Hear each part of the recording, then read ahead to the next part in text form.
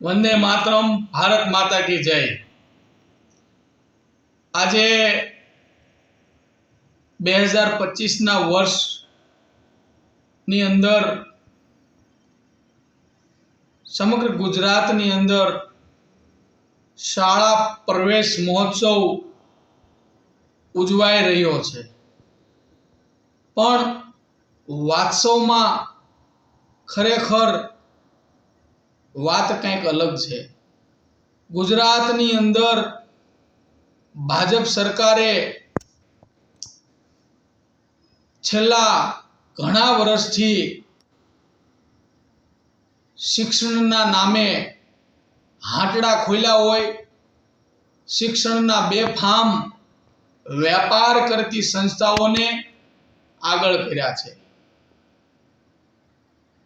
જ્યારે આજની વાસ્તવિકતા તમને કહેવામાં આવે તો સરકારી સ્કૂલો ગુજરાતની અંદર વર્ષ 2025નો આંકડો 542 સરકારી સ્કૂલો ઘટાડી અને 17,045 જેટલી પ્રાઇવેટ સ્કૂલના આંકડા ખોલ્યા।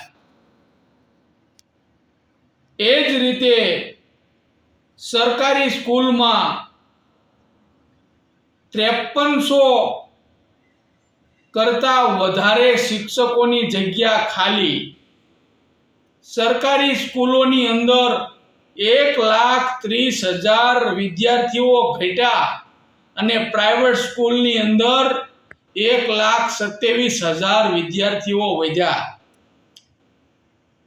આ વાત બહુ ગંભીરતાથી સામાન્ય, મધ્યમ અને ગરીબ પ્રજાએ લેવી જોઈએ, કારણ કે સરકાર જાણી જોઈને સરકારી સ્કૂલની અંદર પૂરતા શિક્ષક, પૂરતા સ્ટાફ ભરતી નથી, જેથી કરીને સામાન્ય પ્રજાના બાળકો, એસસી, એસટી, ઓબીસી સમાજના જે બાળકો છે, મધ્યમ અને પછાત વર્ગના, એ લોકો પ્રાઇવેટની અંદર મોંઘું દાટ હજારો રૂપિયા ખર્ચીને શિક્ષણ લઈ શકે તેમ નથી।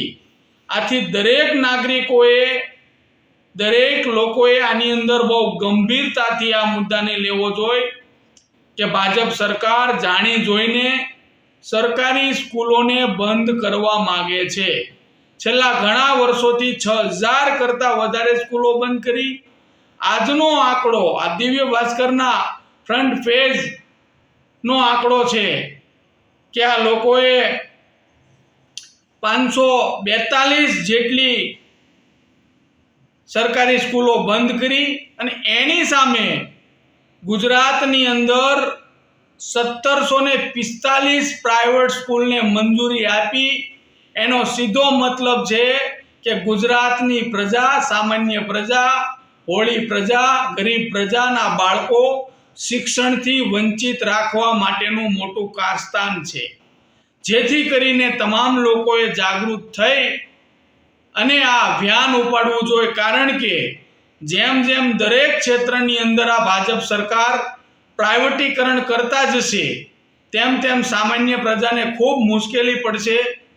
આજે અસંખ્ય સ્કૂલો બંધ હોય, સ્કૂલોની અંદર શિક્ષકો ન હોય તો તમારા બાળકો કઈ રીતે ભણી શકે?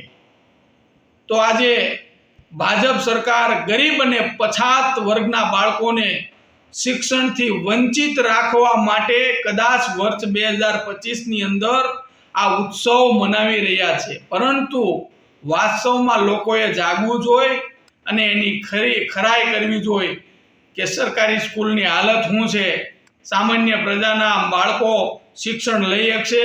અસંખ્ય બાળકો માંડ ધોરણ 10 કે 12નો અભ્યાસ કરી અને ન છૂટકે મોંઘી દાટ સ્કૂલનો ફી ભરવાના પૈસા ન હોય, જેથી કરીને એને અભ્યાસ છોડવો પડે છે। તો તમામ લોકો જાગૃત થાય અને આ શૈક્ષણિક સંસ્થાઓ જે બંધ થતી જાય છે, શિક્ષકોની ભરતી નથી થતી, પૂરતા પ્રમાણમાં સાધનો નથી, પૂરતી સ્કૂલો નથી, બંધ કરતા જાય છે, એની સામે જે પ્રાઇવેટીકરણ થઈ રહ્યું છે, જે હજારો લાખો રૂપિયાનું શિક્ષણ મોંઘું થઈ ગયું છે, આ બાબતને તમામ નાગરિકો ખૂબ ગંભીરતાથી લે. સાથોસાથ વર્ષ 2025ની અંદર જે બાળકો સ્કૂલની અંદર પ્રવેશ લીધો તે તમામ બાળકોને ખૂબ ખૂબ અભિનંદન. આપ સૌ નાના બાળકો આગળ વધો એવી શુભેચ્છા.